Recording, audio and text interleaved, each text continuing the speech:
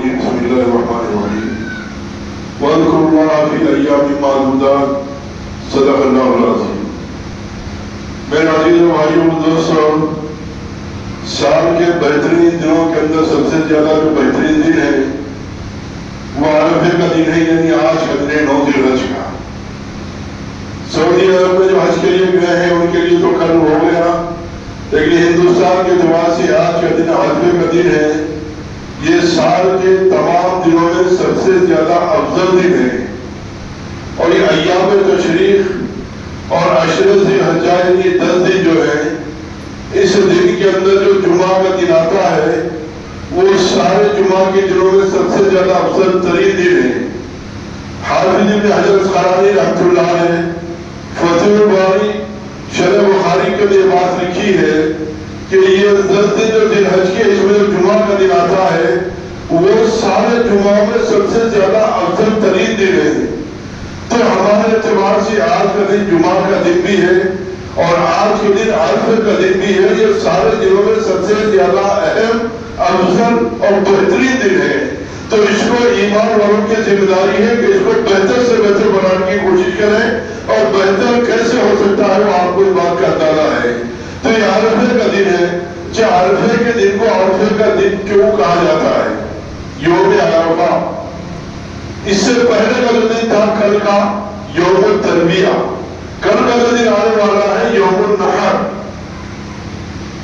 عرفہ، اس سے پہلے ترویہ اور اس کے بعد نحر۔ نحر کہتے ہیں قربانی کو، یہ قربانی والا دن کل جو آنے والا ہے۔ آج کا دن عرفے کا دن، اور کل کا جو دن گزر گیا یوم الترویہ یعنی شک والا دن۔ ابراہیم علیہ السلام جب خواب دیکھا تو کل کے دن میں یہ شک تھا کہ آیا قربانی کروں یا نہ کروں۔ خواب دیکھا بیٹے کو قربان کرنا ہے، شک تھا کہ یہ خواب کیا ہے، اس کے بدلے میں کچھ اور قربانی کروں تو ہو جائے گا، اور قربانی کی۔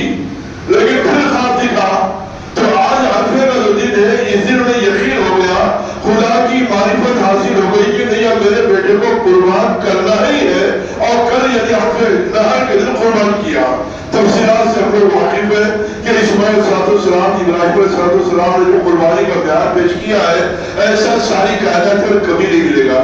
لیکن مجھے یہاں ایک بات عرض کرنی ہے، اسماعیل علیہ السلام نے ابراہیم علیہ السلام قربان کرنے کے لیے لے کر گئے اور کہا کہ بیٹا میں خواب دیکھ رہا ہوں یہ جو ذبح کروں، تیری کیا رائے ہے؟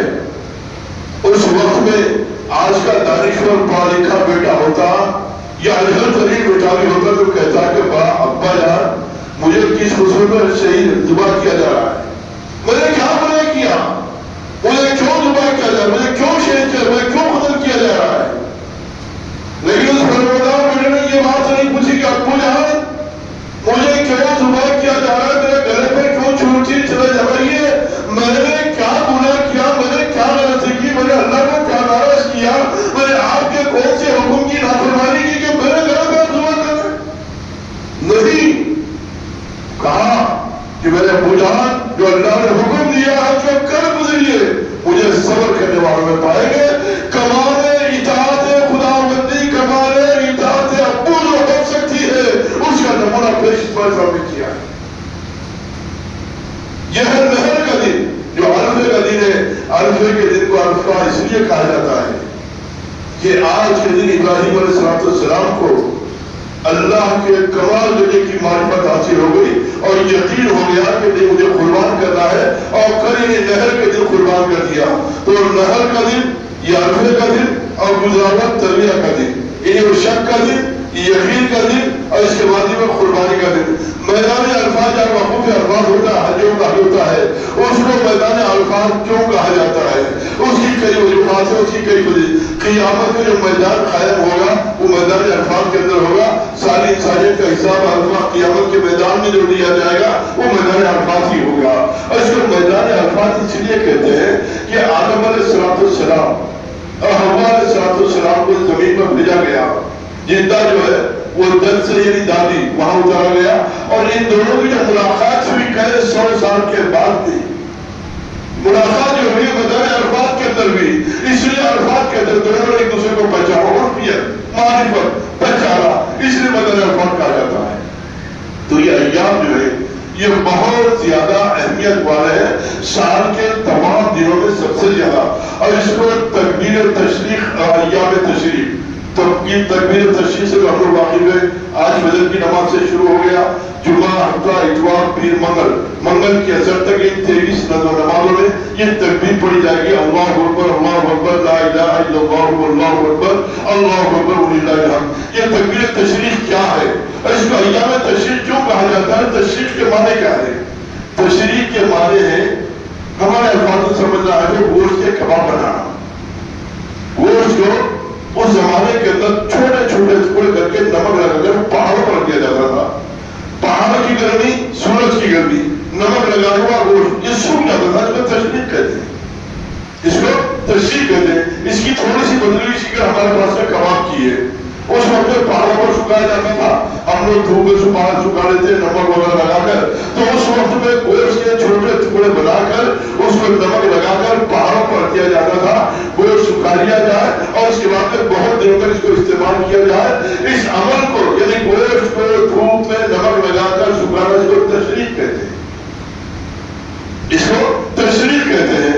تو یہ ایام تشریق ہے، یہ سب سے زیادہ اہمیت والے ہیں ایام تشریق. اس وقت میں گوشت نمک لگا کر سکھا لیا جاتا تھا. اور حضور اکرم صلی اللہ علیہ وسلم نے پہلی بار جب قربانی فرمائی اس وقت فرمایا تھا کہ صرف 3 دن قربانی کا گوشت محفوظ رکھا جا سکتا ہے، اس کے بعد نہیں. لیکن پھر ہمارے پاس فرمایا کہ نہیں، اب وہ حالت نہیں رہی، غربت کی لوگوں کے پاس میں تھوڑا سا فراوانی آ چکی ہے، اس لیے 3 دن نہیں، اب زیادہ دنوں تک آپ محفوظ رکھ سکتے ہیں. کھاؤ، کھلاؤ اور اس کے بعد میں محفوظ رکھو. یہ قربانی کے دنوں میں اللہ نے اجازت دی ہے. تو گویا ایام تشریق جو ہے، تشریق یعنی گوشت کو سکھانا.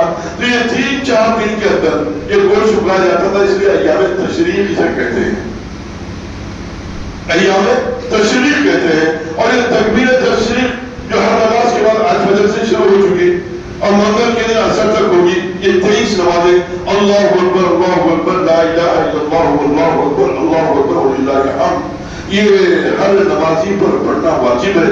صرف نماز ہی کے بعد نہیں بلکہ ان دنوں میں چلتے پھرتے پڑھتے ہی رہنا چاہیے. اس کی کثرت کرنا چاہیے. تکبیرات کی بہت زیادہ اس کی فضیلت آئی ہے. تو ہر نماز کے بعد جب بھی نماز پڑھے، مسجد میں پڑھے، گھر میں پڑھے، اکیلے میں پڑھے، عورت پڑھے، مرد پڑھے، کوئی بھی پڑھے، یہ آواز کے ساتھ میں بلند آواز سے آدمیوں کے لیے، آہستہ آواز سے عورتوں کے لیے یہ تکبیر تشریق کا پڑھنا واجب ہے ہر نماز کے بعد. جیسے فرض نماز بھی امام صاحب بھول جائے تو مختلف سے یاد دلا سکتا ہے، یہ تشریق ہے. تو گویا ان چیزوں کا، اس لیے تفسیر ابن عباس کے قول کے مطابق ان دنوں کے اندر جو تکبیرات کہنے کی معذورہ یعنی چند دنوں کے لیے، اس سے مراد تکبیر تشریق ہے. بعض علماء نے لکھا ہے وہ سمائی ذات البروج واليوم الموعود والشاہد و مشہود. شاہد و مشہود کیا ہے؟ شاہد جمعہ کا دن ہے، مشہود عرفے کا دن ہے. اس لیے یہ ایام بہت زیادہ اہمیت والے ہیں. آج تک روزہ رکھنے کا حکم ہے، آج کے روزے کی تو بہت زیادہ اہمیت ہے. کل سے روزہ نہیں رکھا جا سکتا. 4 دن روزہ رکھنا حرام ہے. عید کا دن، اس کے بعد کے 3 دن، یہ 4 دن. عید الفطر ہے کہ یہ 5 دن پورے سال میں روزہ رکھنا حرام قرار دیا گیا ہے. البتہ 30 شعبان کو ممنوع قرار دیا گیا کہ 30 شعبان کا چاند نظر نہ آئے تو 30 شعبان کا آدمی روزہ کرے، ہو گیا تو نفل، نہیں تو رمضان کا روزہ. اس طرح سے روزہ کیسے ممانعت کی گئی ہے. لیکن یہ جو 5 دن ہے، کل کا دن، اس کے بعد کے 3 دن، یہ تو روزہ رکھنا حرام قرار دیا گیا. پہلی ذی الحجہ سے آج تک روزہ رکھنے کی فضیلت ہے. آج کے روزے کی بہت زیادہ فضیلت ہے. لیکن آج کے بعد سے کل سے 3-4 دن جو ہے منع کیا گیا ہے، بلکہ ان کو کھانے پینے کے دن، کھلانے پلانے کے دن کہا گیا ہے. حتیٰ کہ بعض حدیث کے اندر فرمایا کہ یہ 4 دن جو ہے اہل اسلام کے لیے عید کے دن ہے. اس لیے کل ہم قربانی دیں گے. جنہوں نے تیاری کری بہت اچھی بات ہے، اور 3 دن باقی رہ گئے قربانی کے لیے. کل کے دن کو پکڑ کر جملہ 3 دنوں میں کبھی بھی قربانی کی جا سکتی ہے. جو کسی وجہ سے نہیں دے سکے کوشش کریں گے دیں. لیکن صرف جانور کی قربانی مقصود نہیں. آپ جانور قربان کرتی معاملہ ختم. میں یہ بات کہوں گا، یہاں جتنا مجمع بیٹھا ہوا ہے، جہاں تک میری آواز پہنچ رہی ہے، آپ کے اندر کے جانور کو بھی پہچان. صرف جانور قربان کرنا ذمہ داری ختم ہو جائے گی، واجب ثابت ہو جائے گا، ذمہ داری ختم ہو گئی. لیکن یہ سوچیے آپ کے اندر یہ جانور ہے، کیا آپ جانوروں کو پہچانتے ہیں؟ کیا کبھی جانوروں کو قربان کرنے کا آپ نے سوچا ہے؟ آپ کے اندر جو جانور ہے اس کا نام کیا ہے؟ ہر ایک کے اندر میں جانور ہے، صرف قربانی کے موقع پر باہر کے جانور کو ذبح کر دینا کافی نہیں، اندر کے جانور کو ذبح کرنا ضروری ہے۔ کسی کا جانور طاقتور ہوگا، کسی کا جانور کمزور ہوگا، لیکن جانور تو ضرور ہے۔ وہ جانور کیا ہے؟ اندر کے جانور کا نام کیا ہے جو ہر ایک کے اندر موجود ہے؟ وہ جانور کیا ہے؟ نفس، نفس، خواہشات نفسانیہ، یہ آپ کے اندر کا جانور ہے۔ جہاں قربانی کے موقع پر باہر کے جانور کو آپ ذبح کر رہے ہیں، اندر کے جانور کو بھی ذبح کرنے کی کوشش کیجیے۔ اسی لیے اللہ تبارک و تعالیٰ فرماتے ہیں لَن يَنَالَ اللَّهُ لُحُومَهَا وَدِمَاؤُهَا، کہ تمہاری قربانی کا گوشت اور خون اللہ کے پاس نہیں پہنچتا، بلکہ کیا پہنچتا ہے؟ تمہارا تقویٰ، اندر کا جذبہ پہنچتا ہے۔ اس لیے اندر خانہ صحیح کیفیات اور جذبات کا ہونا بہت زیادہ ضروری ہے۔ اس جانور کی قربانی کے ساتھ میں اپنے اندر کے جانور کو قربان کرنے کی کوشش کیجیے۔ جب اندر کا جانور جب ظاہر ہوتا ہے تو دنیا میں سارے فسادات و انتشار اسی جانور کی وجہ سے ہوتے ہیں۔ جو کچھ حالات اپنی زندگی، انفرادی اجتماعی زندگی کے اندر بگاڑ، اختراع جو کچھ ہوتا ہے یہ اندر کے جانور کی وجہ سے ہوتا ہے۔ اس لیے جس نے اس کو ذبح کر دیا اس نے قربان کرنے کی قربانی کر دی۔ اسی لیے ظاہری اعتبار سے آپ کو اللہ نے حیثیت دی ہے، بڑے سے بڑے بہتر سے بہتر جانور کو خریدیے، 10 کے بجائے 50,000 دیجیے، بہت اچھا ہے، لیکن صرف تقوی کے ساتھ اللہ کو راضی کرنے کے جذبے کے ساتھ میں اس کے علاوہ کوئی اور نہیں پڑا۔ لیکن ایک بدعت اس موقع کے اوپر میں نئی بدعت کر رہا ہوں، اس لیے کہ آپ کے کام کھڑے ہو جائیں۔ قربانی میں نئی بدعت کیا ہے؟ شریعت اسلامیہ کے اندر فرض کفایہ ہے، سنت کفایہ ہے۔ جیسے رمضان کا اعتکاف ہے، سنت الموقوتہ علی الکفایہ، چند لوگ پڑھ جائیں سب پر ذمہ داری ختم۔ جنازے کی نماز آ جائے، جنازہ آ جائے، فرض الکفایہ، چند لوگ نماز پڑھ لیں، معاملہ ختم، کسی کو کوئی گناہ، کوئی نہیں پڑھا سب پڑھے گا۔ مذہب میں کسی کی موت ہو جائے کوئی نہ پڑھے سب پڑھے گا، کچھ لوگ پڑھے سب پہ تاخیر۔ ایسے ہی رمضان میں سنت الکفایہ یہ اعتکاف، کچھ لوگ رکھ لیں ختم، کوئی نہ رہے سب محلے والے بنے گا۔ ایسے ہی آج ہم نے نئی بدعت شمار کر لی ہے۔ قربانی یہ واجب کفایہ نہیں ہے، واجب ہے، ہم نے اسے واجب کفایہ بنا دیا۔ وہ کیسے؟ یہ نئی بدعت ہمارے پاس میں کیا؟ وہ کیسے کہ بھائی گھر کا بڑا آدمی قربانی دے دو سب پر سے ختم، نہیں، یہ نئی بدعت ہے ہمارے پاس میں۔ یہ فرض واجب کفایہ نہیں ہے، یہ تو واجب ہے۔ شوہر صاحب استطاعت ہے اس پر، بیوی ہے اس پر، بھائی ہے اس پر، بیٹا ہے اس پر، جو صاحب استطاعت یا صاحب نصاب ہے تو کرنا ضروری ہے، نہیں ہے کرنا تو بدبہتر بات ہے۔ تو لیکن یہ واجب کفایہ نہیں ہے، کر لیا سب کو ذمہ داری ختم، نہیں، جو صاحب استطاعت ہے، صاحب نصاب ہے، باپ پر بھی الگ، بیٹے پر بھی الگ، بیٹی پر بھی الگ، بھائی پر بھی الگ، بہن پر بھی الگ، جو استطاعت ہے چاہے صاحب نصاب ہے، ان سب پر یہ واجب ہے، ضروری ہے۔ باپ کے کرنے سے بیٹے کی ادا نہیں ہوگی، جیسے میری فرض نماز میں پڑھوں گا تو میری ثابت ہوگی، بیٹے کی نہیں ہوگی اور بھائی کی نہیں ہوگی۔ بالکل اسی طرح جیسے نماز میرے ادا کرنے سے میرے بیٹے کی ادا نہیں ہوتی، ایسے باپ کے ادا کرنے سے بیٹے کی قربانی ختم، سب کو ادا کرنا پڑے گا صاحب نصاب ہو ہم تو۔ آج یہ بدعت کفایہ ہمارے اندر پیدا ہو گئی، ہم یہ سمجھتے ہیں کہ باپ دے دیا معاملہ ختم، گھر کا بڑا آدمی دے دیا معاملہ ختم، شوہر دے دیا معاملہ ختم، نہیں، ہر ایک کے اوپر جو صاحب نصاب ہے الگ الگ۔ لیکن ایک مسئلہ آج پھر ہمارے پاس یہ ہو گیا کہ 7-10 آدمیوں کو قربانی ہے، ایک آدمی 100 قربانی نہیں کر سکتا ہے، ضروری ایک کرے، ایک بکرا کرے ضروری۔ حضور صلی اللہ علیہ وسلم حضرت بدا کے موقع پر 100 قربان کیے، کیا مطلب 100 نہیں کرنا چاہتا، 63 اپنے ہاتھ سے قربان کیے۔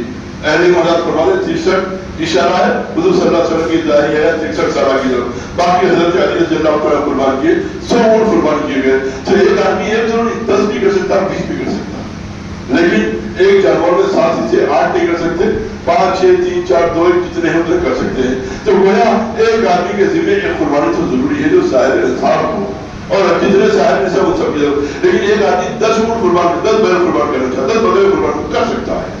لیکن ہمارا پاس مسئلہ یہ ہے کہ بہت سے لوگ کہتے ہیں مالدار تو میں ہوں صاحب، قربانی کو میں دینا چاہتا ہوں، لیکن اتنا گوشت تقسیم کرنا نہیں ہوتا، تقسیم کرنا نہیں ہوتا۔ اس معاملے میں پریشان ہونے کی ضرورت نہیں، 10 مہینوں میں 10 جانور بھیج دیجیے۔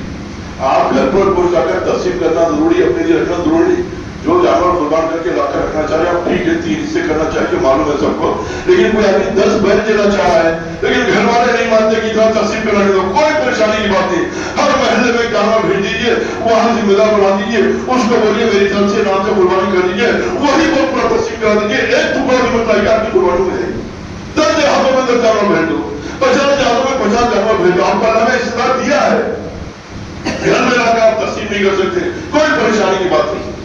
ایک کو ذمہ دار بنا دیجیے، وکیل بنا دیجیے اپنا کہ یہ سال یہ جانوروں میں بھیج رہا ہوں، اس دیہات میں آپ قربان کیجیے اور تقسیم کر دیجیے، یہ نام سے قربان کر دیجیے، بات ختم ہو گئی۔